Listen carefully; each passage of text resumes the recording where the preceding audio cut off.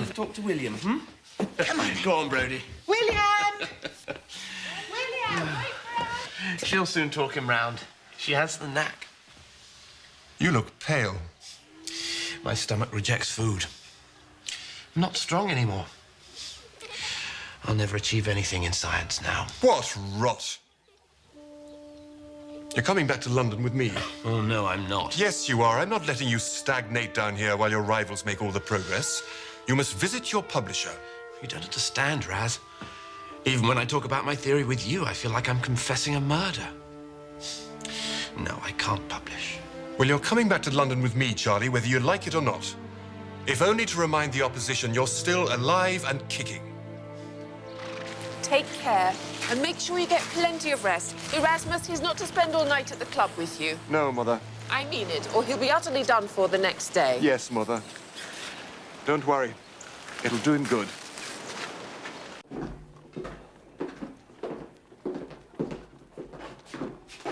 Come on. Your sloth awaits you, sir.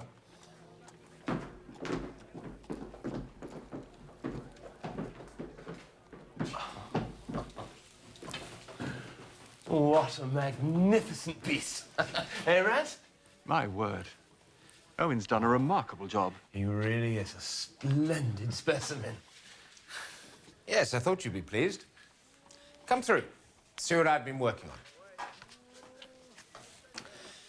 The chimpanzee, being the highest organized four-handed ape, every difference between its anatomy and a human's is instructive. I've been For studying... example, the irrational ape has dog-like canines, used as weapons of destruction, quite unlike the masters of the animal kingdom. Yes, though, haven't And the human foot is of decisive taxonomic value. Our feet are made for walking upon, our hands for grasping. This brute has its hands and feet made to answer nearly the same purpose. Well, there's a striking similarity between I'm writing a the hand book on and the subject. My brother is working on a new book, too. Come here, let me show you what I mean.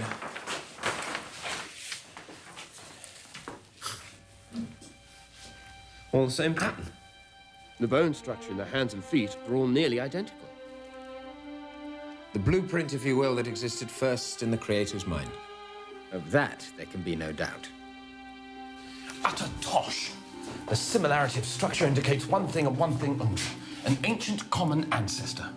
Real flesh and blood parents. Why didn't you say so then?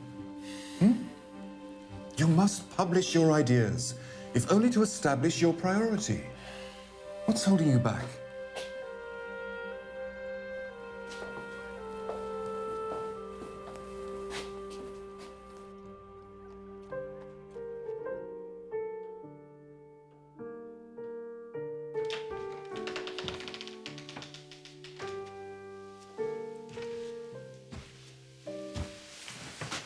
What is it? I've completed a sketch of my species theory. I believe it's a considerable step in science. If anything should happen to me, What do you mean? if I should die, Die? Charles, for goodness sake. please, my love, it's important. If anything should happen to me, I'd like you to see to it that it gets published. £400 should be enough to see it printed and promoted. Nothing's going to happen to you. You say here that the human eye may possibly have been acquired by gradual selection of slight, but in each case useful deviations. Yes? That's a very great assumption, Charles. Well, if I'm wrong about that, I'm wrong about everything. My entire theory's in ruins. Can your theory account for the way my eyes and ears and hands and heart combine to reproduce the sounds that Chopin heard in his head? Isn't that a God-given gift? Well, it's given, but not, I think, by God. You're a man of science. You don't want to believe anything until it's proved. But some things are beyond proof. It would be a nightmare to me if I thought we didn't belong to each other forever in heaven.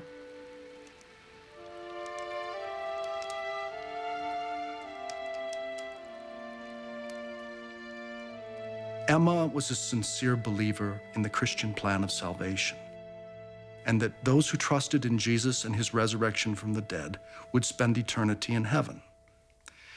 She saw that her husband's speculations about the origins of species and of humanity would jeopardize the Christian plan of salvation. God was being made remote in her husband's universe. Now, if nature by itself, unaided by God, could make an eye, then what else couldn't nature do? Nature could do anything. It could make everything. In Darwin's day, the very existence of an organ of extreme perfection like the eye was taken by many as proof of God, as proof of a designer. How else could all of the intricate organs and substructures of the eye have come together in just the right way to make vision so possible and so perfect? But it turns out the eye isn't exactly perfect after all. In fact, the eye contains profound optical imperfections, and those imperfections are proof, in a sense, of the evolutionary ancestry of the eye. Eyes are imperfect because evolution does not create things the way a designer or an artist does. Natural selection simply favors random changes that make an organism more fit to survive. And imperfections in design often result from evolution's constant tinkering. One such imperfection proved traumatic for artist Valerie Young. We had just come home from a party, and I saw a lot of lights flashing inside my eye, especially on the outside edge of the right eye. And I thought we may be in trouble here. And it took me a while to really see that this was coming from inside my eye. Luckily, my husband was with me because I wouldn't have been able to drive to the hospital. So my vision was pretty obscured. The only way I can describe it is like a jellyfish with lots of little bubbles in it, and it just kept turning and floating in front of my eyes. Valerie had a retinal tear, not an uncommon problem due to the way human eyes evolved from light-sensing patches of brain tissue in our ancient ancestors. In the human embryo, eyes develop from bulges in the brain's neural tube that pinch in to form cavities. This top layer, the retina, which tore in Valerie Young's eye, contains cells that collect light. It rests against a second, darker layer that lines the back of the eye, but the two layers are not attached to one another. And when the jelly that fills the eye liquefies as we age, it can cause the retina to tear. The jelly can then seep into the space underneath, leading to a retinal detachment and, in some cases, blindness. When Valerie Young came in, her floaters were an immediate clue that she could have a retinal tear.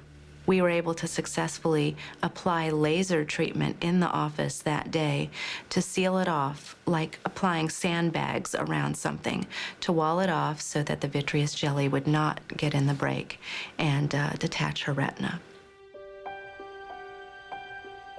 Valerie Young's retinal tear is just one example of imperfections in the design of human eyes. Another occurs because nerve cells and blood vessels evolved to lie in front of the retina, where they interfere with its ability to form sharp images. It's like trying to take a picture through a foggy piece of glass. And the optic nerve itself evolved to connect to the brain through a hole in the retina. So the eyes of all vertebrates have a small blind spot, right near the middle of the visual field. Evolution starts with what's already there, tinkers with it and modifies it, but can never do a grand redesign.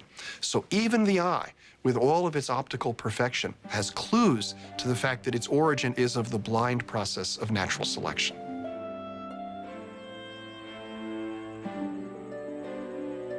Darwin believed that what he called an organ of extreme complexity, like the eye, could evolve by small steps, given enough time. Any trait that improved vision would aid in the search for food, or a mate, or in the avoidance of predators. So natural selection would most certainly favor those traits. And what Darwin was able to do was to point out that you might think in logic that it's difficult to imagine a set of intermediary stages between the simplest little spot of nerve cells that can perceive light to a lens-forming eye that makes complex images. But in fact, these intermediary forms do exist in nature. At the University of Lund in Sweden, zoologist Dan Erik Nielsen has developed models to show how a primitive eye spot could evolve through intermediate stages to become a complex human-like eye in less than 500,000 years. Yeah, I've been interested in eye evolution for a long time. And in particular, I've been interested in the question of how long time it would take for an eye to evolve. Nielsen envisioned a sequence of stages by which a flat patch of light-sensitive cells on an animal's skin could evolve into a camera-type eye. As a first step, nature would favor any changes that made the flat patch more cup-like. As soon as you've created even the slightest depression in the center, it means that the edges of the cup will actually shade light from parts of the environment. And of course, all the light-sensitive cells in this little cup, they won't measure light in exactly the same direction. So already this cup has some pictorial information. Another model demonstrates what a primitive cup eye can do. The brightly lighted skulls cast an image onto a translucent screen Nielsen installs at the back of the cup to act like a retina. But the image is not at all well defined. The cup eye can do little more than detect movement. This kind of eye can be found in nature today, in flatworms. Their eyes evolved no further. In their environment, that's all they needed. But if the animals need to move faster or evolve to become fast predators or to see other fast predators, then the construction needs to be improved. And one way of doing that is to constrict the opening, to make it smaller.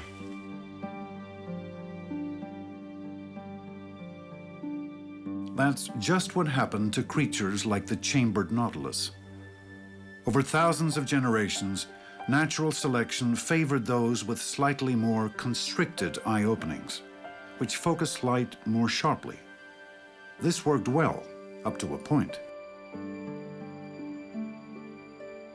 Since this strategy of making a sharp image also has the drawback of creating a very dim image, it's not very popular in the animal kingdom. And there is an alternative solution, which has become very popular in the animal kingdom, the solution that we use in our own eyes, and that is to put in a lens. Nielsen's model lens uses 2 thin layers of clear plastic. He can inject water in between them to make the plastic windows bulge out like a convex lens. This mimics what natural selection might have done over a few 100,000 generations, favoring animals with a rounded, transparent layer in their eyes that cause light to be focused more sharply on the retina. So we can make it gradually from no lens at all and just continue to inject more water, making the lenses bulge more and more, and the image becomes gradually sharper and sharper. So we can go all the way gradually in very small steps from a simple pigment cup eye, which has barely got the ability to determine the direction of a light source, all the way to a complete camera-type eye of the same type as we have ourselves. And that is really exactly the way eye evolution must proceed.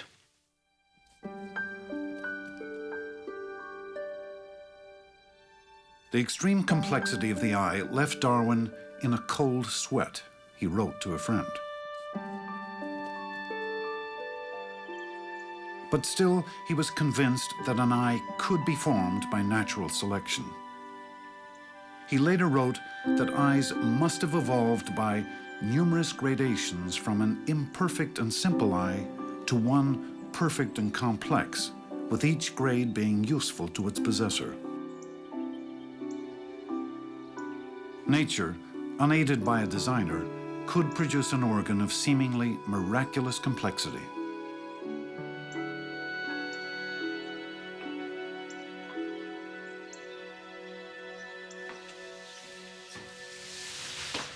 What a horrid smell. Annie, come and look.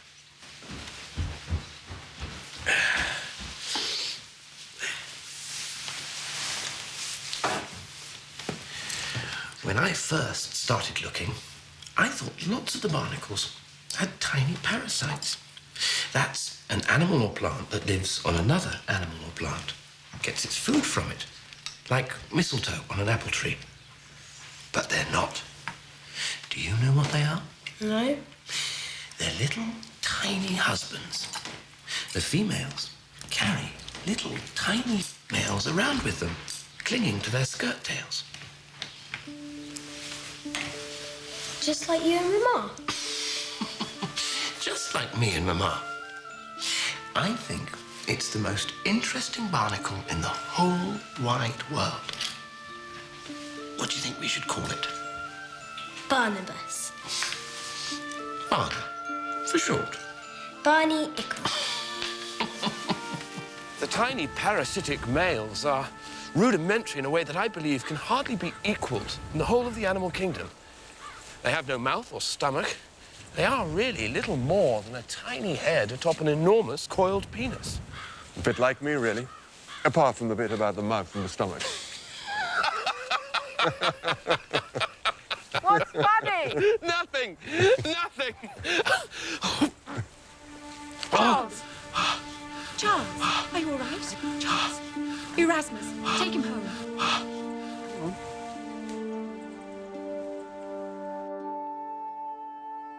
Why must you work so hard at your horrid little mollusks? Ooh. They're not horrid little mollusks. They're horrid little crustaceans. And I have horrid pigeons and horrid worms, too. They're providing the evidence I need for my theory. Oh. I don't have the right to publish the idea unless I have the evidence. We must do something about you.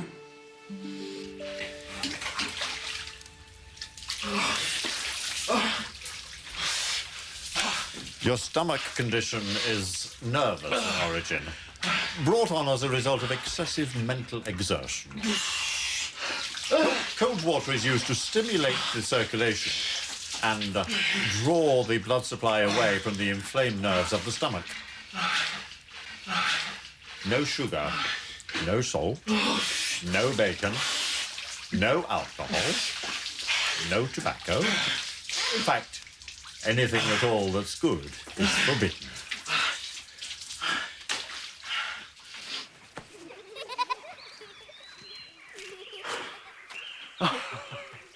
I don't know how or why, but I feel so much better. I look around me, and I don't care two hoots how any of this came to be created. Children, last one back to the house is a rice pudding. Come on, William, you're last. Come on, run, quick, quick, quick. Come on, Etty.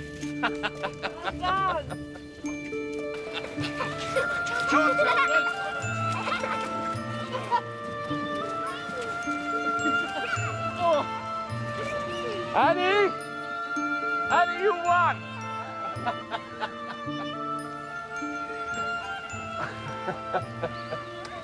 Come here, my darling. Oh. Oh, Annie, my dear and good child. Come on, darling. Oh.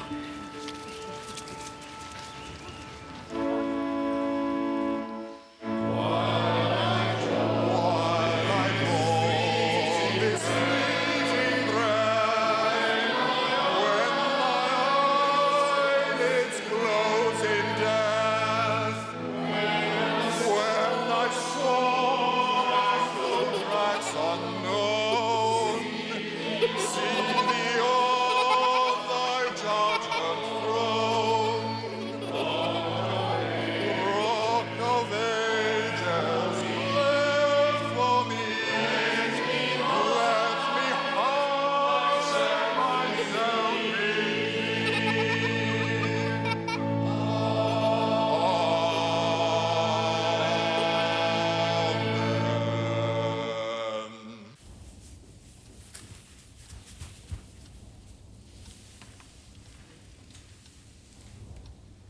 Pa, Annie's woken me up.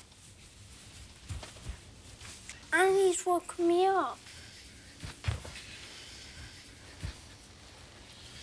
Mum, wake up, Annie's crying.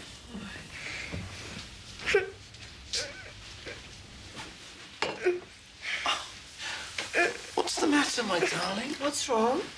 Does your head hurt? Ah, there's no fever. Does it hurt here?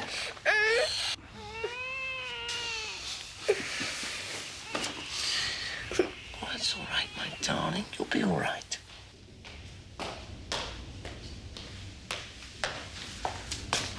The doctor's coming.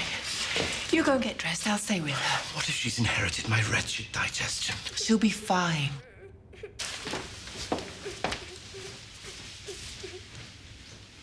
Poor dear.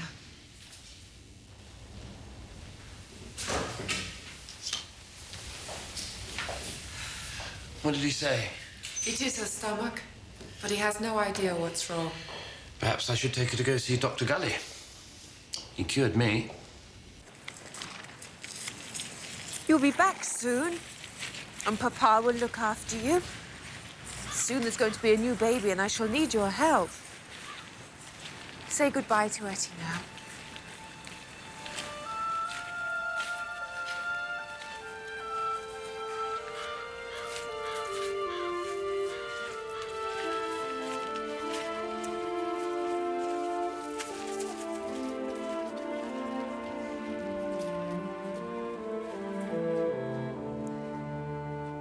Just sit up.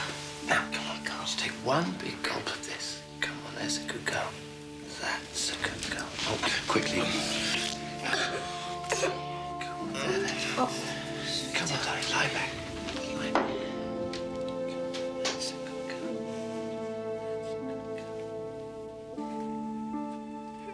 She seems so weak. Isn't there anything you can do? All you can do is pray. It's my fault. First cousin marriages always produce weak children. It's my fault.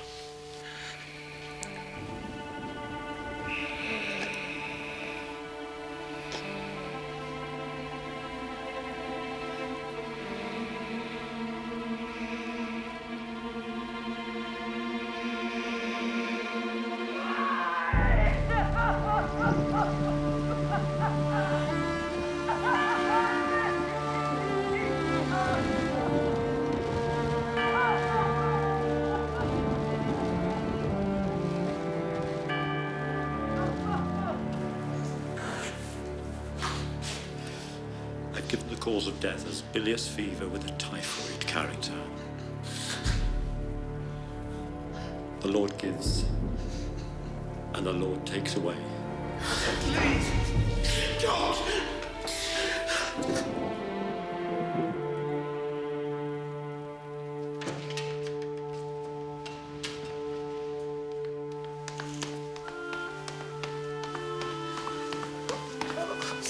God grant us strength.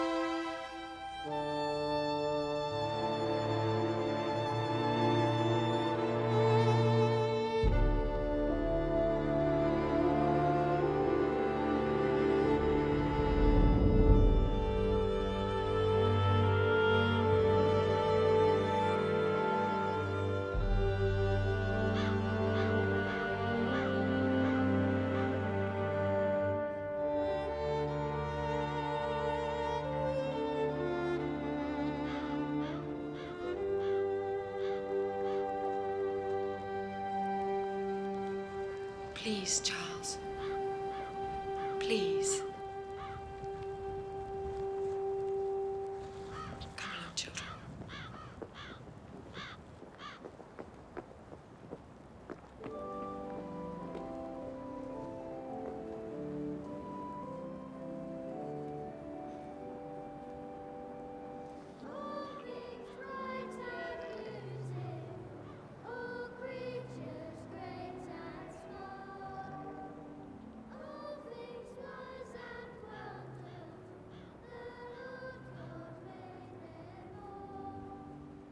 What Annie's death did to Darwin's faith was mainly to destroy Christianity. He could no longer see that a good God ordered and superintended all of the events of human life and of the universe. And he believed that she did not deserve punishment by God or by nature either. She had simply fallen victim to the struggle for existence, the amoral, purposeless struggle that ran according to laws of nature.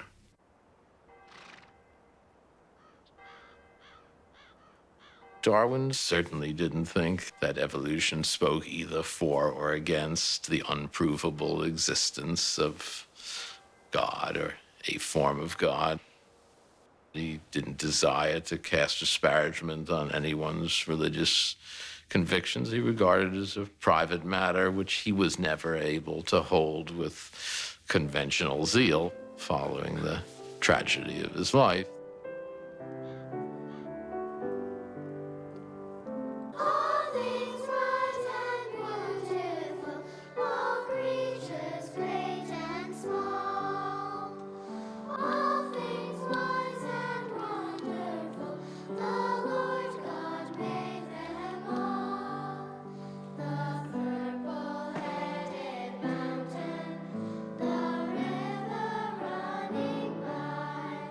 Today, scientists hold all conceivable views on religion, from atheism to agnosticism to a general spirituality. And many, like biologist Ken Miller, adhere to very traditional beliefs. I'm an Orthodox Catholic, and I'm an Orthodox Darwinist. My idea of God is a supreme being who acts in concert with the principles and the ideas that Darwin explained to us about the origin of species. My students often ask me, you say you believe in God, well, what kind of God? Is it a fashionable New Age God, a pyramid power kind of God? Do you think, like some scientists do, that God is the sum total of the laws of physics? And I shake those off and say that my religious belief is entirely conventional. Our Father, who art in heaven, hallowed be thy name. Thy kingdom. It surprises students very often that anyone could say that that kind of very traditional, conventional religious belief could be compatible with evolution. But it is. The peace and unity of your kingdom where you live forever and ever. Amen. I find this absolutely wonderful consistency with what I understand about the universe from science and what I understand about the universe from faith. Tennessee's premier morning radio talk show, the Halloran Hilton Hill Morning Show on News Talk 99, WNOX AM/FM, Loudon, Knoxville. 12 past the hour of 6 o'clock. It's my pleasure to welcome to the broadcast this morning Dr. Kenneth Miller. He's a professor of biology at Brown University. His book is entitled Finding Darwin's God, a scientist's search for common ground between God and evolution. He's in town tonight. But let me ask you this. As a cellular biologist, when in your experience are you studying something or reading something or doing some research, when do you come to the point where you go, that's God? As an experimental scientist, I don't find God in the insufficiency of science to explain things. In other words, I don't find God in ignorance. I don't find God because we say, well, we can't explain that. That must be something that God's doing. But what did God do? Did he just create some kind of primordial soup and say, go? Well, a long time ago, people were sufficiently unknowing of how things worked in the natural world to see when the sun moved across the sky, they imagined that God had to push that sun across the sky. And gradually, we began to realize that the world works according to physical laws. Science investigated those laws. So what room is there for God in present-day life? Well, I think if you ask people who are believers, how does God act? They would say he acts in a variety of ways. He answers our prayers. He inspires us. No doubt there are events that take place that are part of what some people might call God's plan. And what I would suggest is if you look back in Earth's history, if God is working today in concert with the laws of nature, with physical laws and so forth, he probably worked in concert with them in the past. In a sense, he's the guy who made up the rules of the game, and he manages to act within those rules.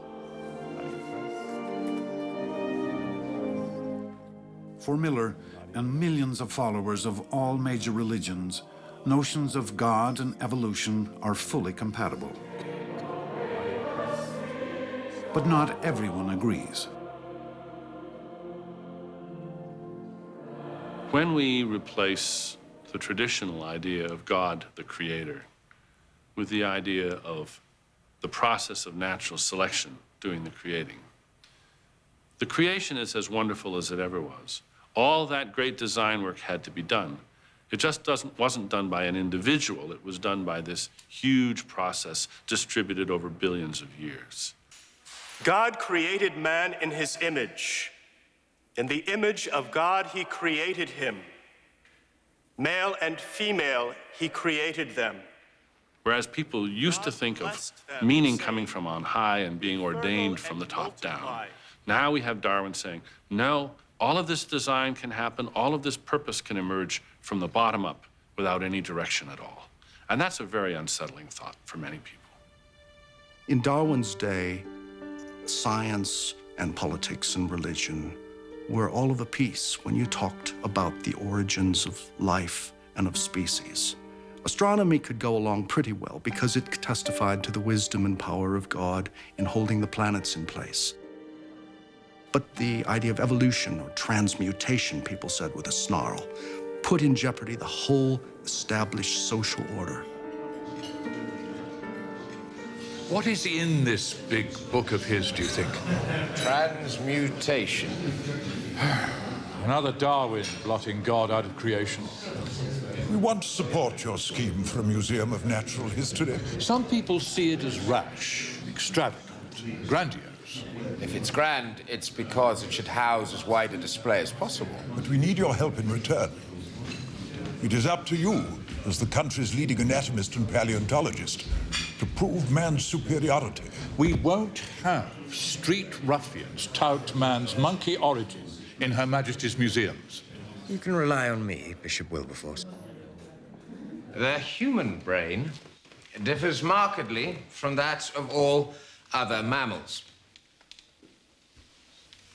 In man, not only do the cerebral hemispheres overlap the olfactory lobes and the cerebellum, but they extend in advance of the one and farther back than the other.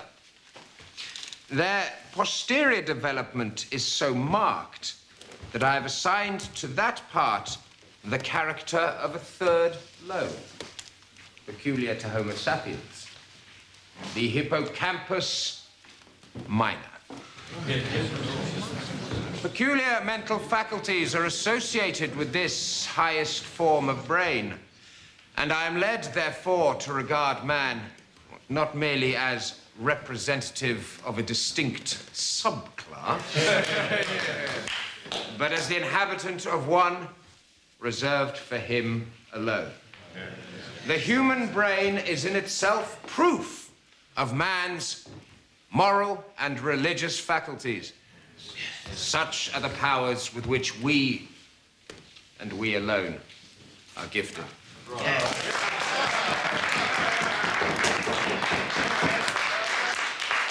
I wonder what a chimpanzee would have to say about that, Mr. Huxley.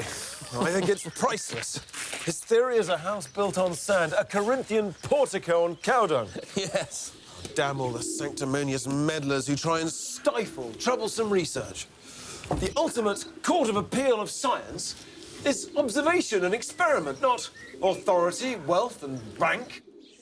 Your disagreements with Owen should not be personal. I can't help it. He's so pompous. The prospect of his slipping on one of his pickled brains is just too good to be true. Bad feeling will only cloud the issue and lead to bad science. Tell that to Owen.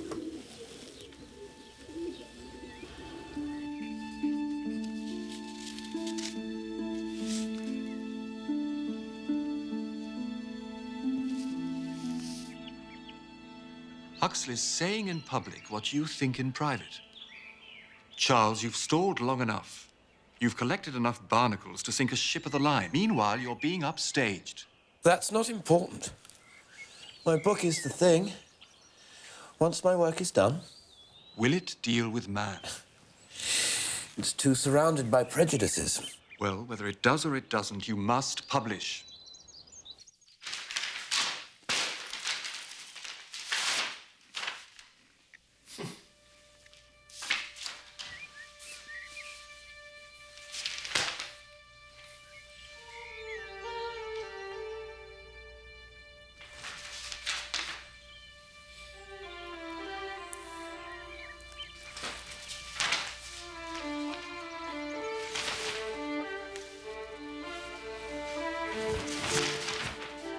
Oh, my God. Raz. What is it?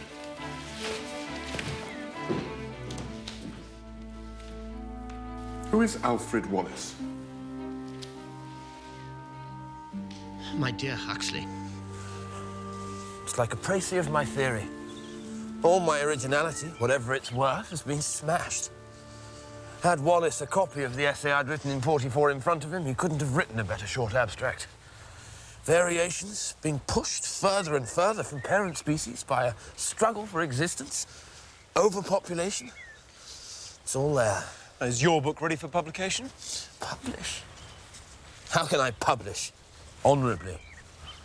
I'd sooner burn the blasted thing than have him or anyone else think that I behaved in a paltry spirit. Then publish a joint paper. Excerpts from your work along with Wallace's essay. And then you must prepare a manuscript for publication. Who knows, it may all be for the best. At last, we'll finally get to learn your views in full.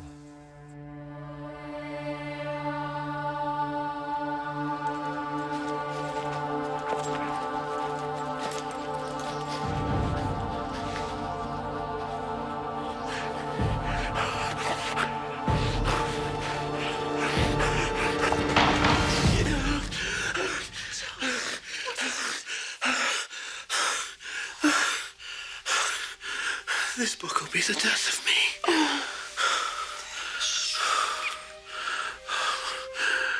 What a miserable wretch I'd be without you near me.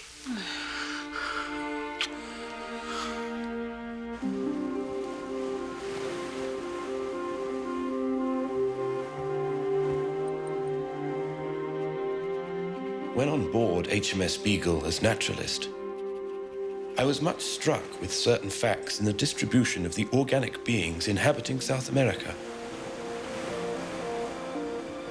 and in the geological relations of the present to the past inhabitants of that continent.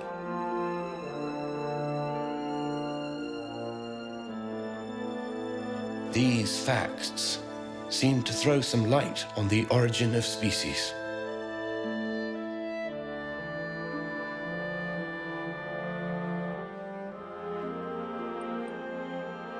That mystery of mysteries.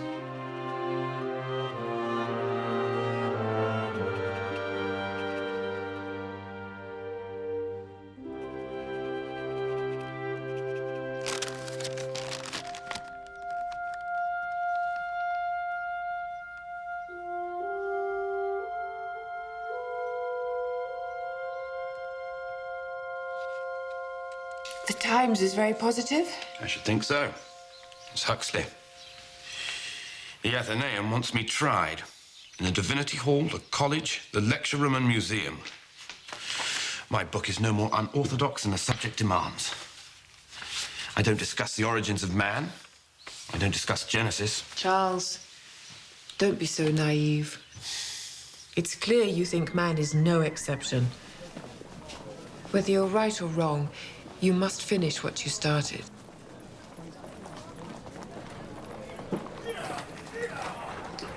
Darwin! Darwin! Ah, Owen! How dare you? How dare you paint me as reactionary? Oh, I didn't paint you as reactionary. Put my name with the defenders of immutability. Is my concept of the ordained continuous becoming of living things to be ignored? But what does it mean? I don't know what it means. It means animals appearing out of thin air. Not at all. Oh, you believe that selection is the only possible creative law. Pure chance, the roll of the dice. In fact, new species are created by natural birth according to God's law. Well, I don't believe... I know who's put you up to this. Huxley. Please, Richard. Well, I will have absolutely no truck with the Huxleys of this world, and nor should you. It is an abuse of science. You should be ashamed of yourself. Your book is a snub to the clergy and an insult to humanity. It's nihilism. Only a man devoid of a soul could find solace in a bestial ancestry.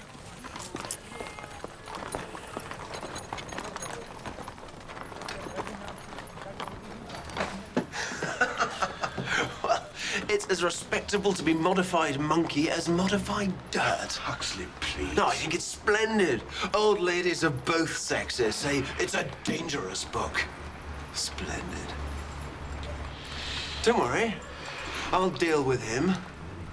I'm sharpening my beak and claws in readiness.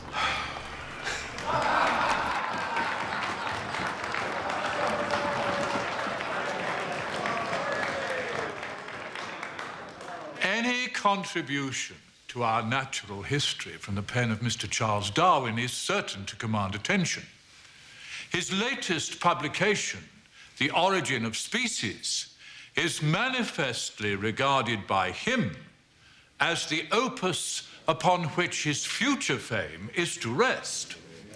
Mr. Darwin claims that every living thing, every fish, plant, fungus, fly, elephant, man, turnip, are all equally the lineal descendants of the same common ancestor. Such a notion is absolutely incompatible with the Word of God. Man was made in the image of God and redeemed by the eternal Son. Natural selection is an ingenious theory for denying the working and therefore the existence of the Creator. In fact, the human brain differs markedly from that of all other mammals. Unfortunately, my Lord Bishop, you have been misinformed.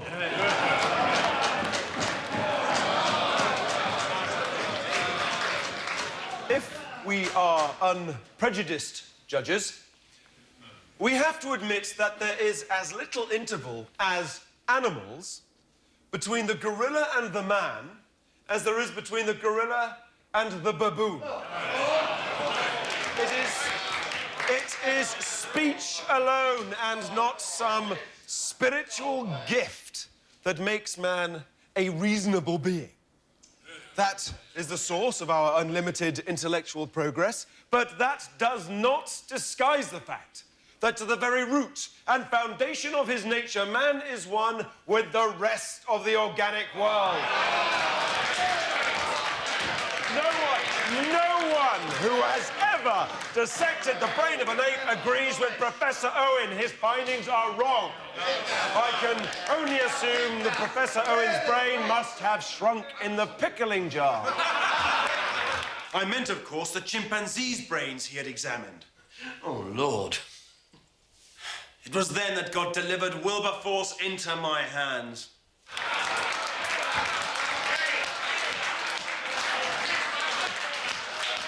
I wonder, Mr. Huxley, is it through your grandfather or your grandmother that you claim descent from an ape?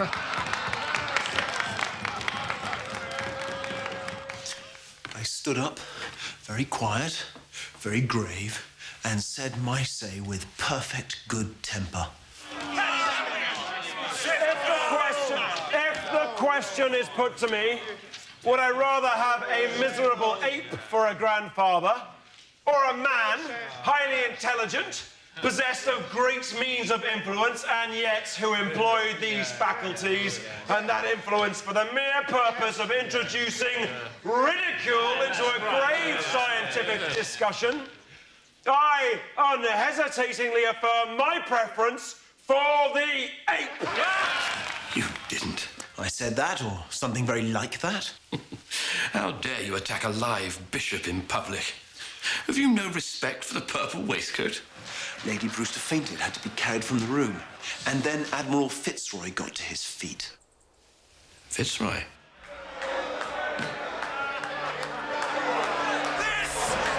Believe in this! Believe in God, not man! Oh, my.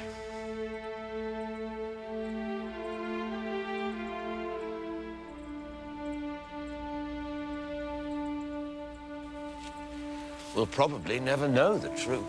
Well, the truth, Charles, is in your book. It's the most interesting thing I've ever read. The reasoning is so entirely satisfactory to me that if the facts don't fit, then, well, so much the worse for the facts. The sheikhs. Time I was naturally selected.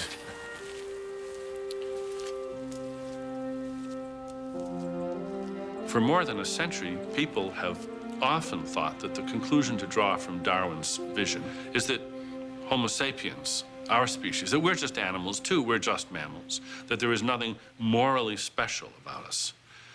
I myself don't think this follows at all from Darwin's vision, but it is certainly the received view in many quarters.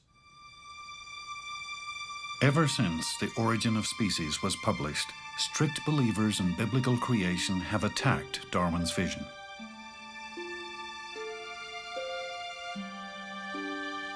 Their concerns aren't only about the science of evolution. At stake, many believe, is nothing less than the human soul. To suggest that animals and plants and us, humans, came into being in a natural law-like way, in the way the planets move, was to put in jeopardy the human soul. And the human soul is the crux of the matter, because if we are not different from animals, if we don't live forever in heaven or in hell, then why should we behave other than like animals in this life? In the 19th century, in Darwin's time, it was audacious to claim that humans and chimps were closely related. There wasn't that much scientific evidence. But since that time, the evidence has become strong. First, we saw the fossil record appear. Evidence of human ancestors that had ape-like features established the plausibility of the idea that humans and chimps had common ancestors. And then in the last 20 years, we've seen the emergence of a whole new type of data that's established the close relationship between chimps and humans. And that comes from the analysis of DNA. This is DNA. We've got DNA, chimps have got DNA, bacteria have got DNA, petunias have got DNA, crabs have got DNA. Every living animal, plant, fish, frog has got DNA. And if we compare the DNAs of any two species, we can establish how closely related they are one to another. In the early days of DNA research, a double strand of DNA was extracted from each species to be compared. When heated, the strands split apart. When the single strands from each creature were put together and allowed to cool, the two always combined to form the familiar double helix. The degree to which the strands mated successfully was a measure of their similarity. It turned out that human DNA and chimp DNA combined almost perfectly. Today, this similarity can be seen even more precisely. DNA sequences can now be read letter by letter. Here we're looking at the DNA sequences of one particular gene as found in human and chimp. And what's immediately evident is that humans and chimps have DNAs that are 98% identical. They're basically the same. They're just a couple of spelling changes. Why are there only a couple of spelling changes? Because we and chimps had a common ancestor only a few million years ago. And these few spelling differences have accumulated during the propagation of this DNA during those few million years. If more time had passed since we had our last common ancestor, more spelling changes would have accumulated. If the same gene from a rat is compared, many more spelling differences are seen. That's because our common ancestor with the rat lived about 80 or 100 million years ago, and there's been much more time for spelling differences to accumulate.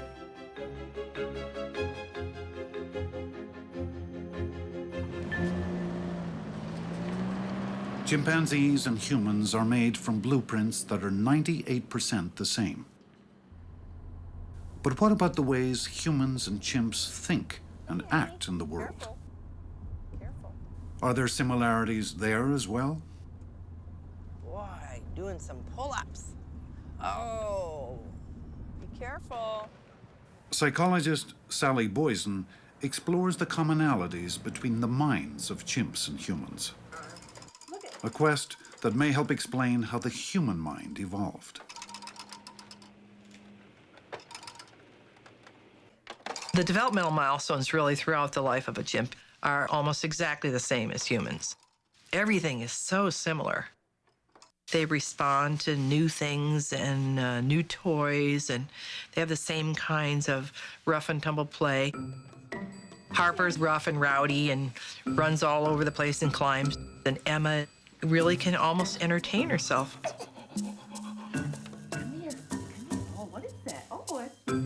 One of the things that our work allows us to see is that chimpanzees can acquire very sophisticated, complex cognitive skills, like learning to count, which they normally wouldn't learn in the wild. 1, 2, 3, 4, 5. Ooh. Yet, they have the requisite neural capacity to do that. Where did that come from? Okay, Sheep, we're gonna do another turn now. Here we go. One of those. Ooh, and a malted milk ball. Can you tell me the answer to this with the blue and the brown? Show me, yeah. Go ahead. Excellent. There's almost nothing that the chimps haven't been able to learn that we've tried to teach them. We've seen their ability to grasp extremely complex notions, like the concept of zero, for example. Okay, Sheep, look, what if I didn't put any candy here at all? What would you say?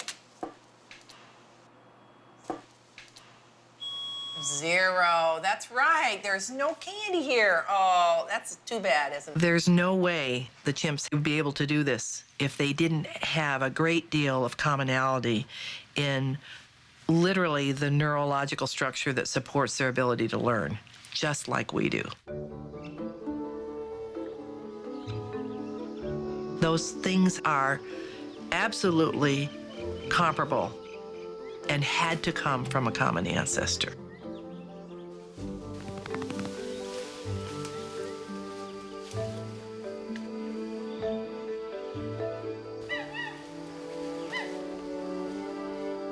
The similarities that we have with our primate relatives are extraordinary. We share so much of our DNA, we share so much of our morphology, we even share our blood types. But for all of those similarities, there are striking differences. I think the reason for this is really very simple, and that is the line of evolution that led to us led, for reasons which we're only beginning to understand, to an explosive development of mental capacity. And what clearly happened is that natural selection favored the evolution of organisms that could communicate, that could manipulate symbols, and could construct language. Darwin's great idea is a grand and marvelous explanation that shows us that we are united with every other form of life on this planet. And I find that an exciting and maybe even an ennobling way to look at things.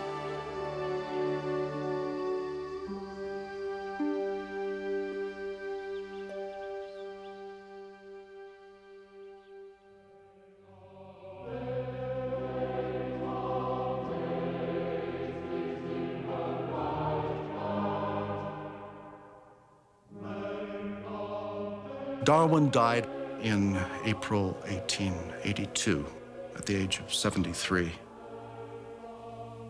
The family thought he would be buried in the parish churchyard. Darwin had said months before he died that he would have to look forward to it as the sweetest place on earth. It was not to be. In London, Darwin's friends determined to make his death and burial a state occasion. They went to the Royal Society and they got signatures. They went to the House of Commons and got up a petition. They telegraphed the Dean of Westminster, who was abroad, and got his approval. A special anthem was even written for the occasion. And on the 26th of April, a week after the death, Darwin's body was borne mightily in procession down the aisle of Westminster Abbey to be interred in the shadow of the grave of Sir Isaac Newton. Darwin's interment celebrated the vast social transformation that England was undergoing. There were new colonies, new industries, and new men to run them. Darwin's body was enshrined to the greater glory of these new professionals, for he had naturalized creation and delivered human nature and human destiny into their hands. Society would never be the same. Darwin's vision of nature was, I believe, fundamentally a religious vision, one with which he ended his most famous work on the origin of species. There is grandeur in this view of life, with its several powers having been originally breathed into a few forms or into one, and that whilst this planet has gone cycling on according to the fixed law of gravity, from so simple a beginning, endless forms, most beautiful and most wonderful, have been and are being evolved.